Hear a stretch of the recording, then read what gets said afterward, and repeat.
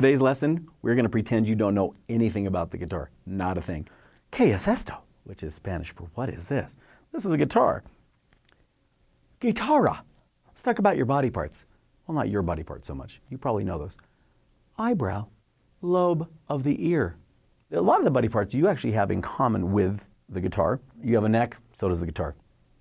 This whole area here is called the neck. You have a head, but not a headstock. The guitar has a headstock, which is this over here.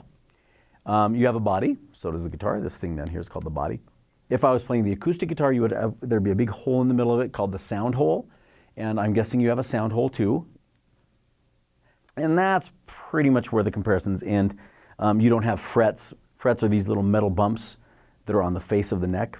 You don't have tuning pegs, these little guys up here, which is how we adjust the tension in the strings, which means then that the sound of the string goes higher or lower, which is important. If you did have these, it'd be kind of cool because you'd be like Frankenstein, right? The bolts coming out of your neck. This white thing here is what I want to talk about. This thing is called the nut. Now the reason the nut's important is that's the end of the string. Now at this point, if you're watching this on a, let's say 1:30 in the morning, you'll be like, dude, clearly the string continues on past the nut, Dave. You're wrong. Okay, true, the string does continue on past it, but the sound of the string doesn't. Watch. They're what we call open strings. We'll talk about that in a second. And then here's the sound of these. There is no really sound that comes off of those strings. So effectively, the sound of the string ends at the nut. Now it also ends down here on the other end with the bridge, this thing here, and these things are called the saddles. That's the other end of the string.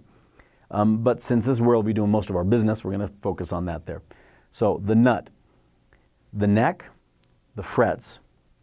Now the nut is like the 0 point of the fretboard. If you take your first finger and put it in between the nut and that first fret, we'll say that you're in the first fret at that point. You're playing in the first fret, playing now in the second fret, playing in the third fret, etc. From a pitch perspective, it doesn't really matter where you put your finger, whether it's way back here, close to the nut, or right next to the fret. If you're in the middle, it sounds the same as if you're right next to the fret. From a pitch perspective. From a tone perspective, it sounds better right next to the fret. I always tell people it's like, if you're going to run a race, like a 100-yard dash or whatever, you're going to you watch those sprinters, man, they get right up next to the line, just as close as they can.